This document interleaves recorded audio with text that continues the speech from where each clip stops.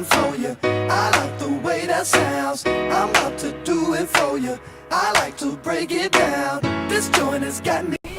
Okay, art students, so here's the deal. You've done a lot in the last 5 weeks, and the fact that you did a self-portrait is super amazing, right? But we're gonna shift gears, we're gonna change it up, right?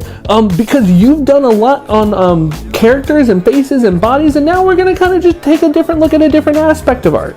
So have you ever wondered how certain artists like Leonardo da Vinci, right, made his images look like they're three-dimensional, look like the image goes on beyond the picture plane, right? Okay, they're using a trick called perspective, right? And that's what you're gonna be focusing on for the next 5 weeks, right? Learning how to draw things in this kind of term perspective, right?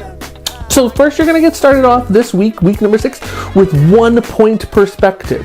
Now the way 1 point perspective works is pretty simple. And you got a couple of videos, right? You're gonna do a basic tutorial and then you're gonna do a more in-depth practice, right? But what you need to know is that the image that you've been drawing on, that piece of paper you've been using, we can call that a picture plane, right? Because that's where the picture sits on, right? It sits on the picture plane, right?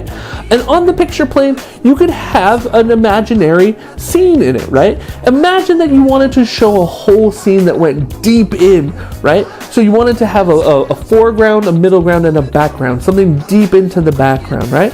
So the way that you would do that is you gotta create a horizon line, right? And after you create the horizon line, you're gonna wanna create a one single dot, and that's gonna be your 1 point. 1 point perspective has you taking all of your lines and all of your drawings down to this 1 point. Again, let's go back to that Leonardo cat, right? When you look at it's probably his most famous painting aside from the Mona Lisa, The Last Supper.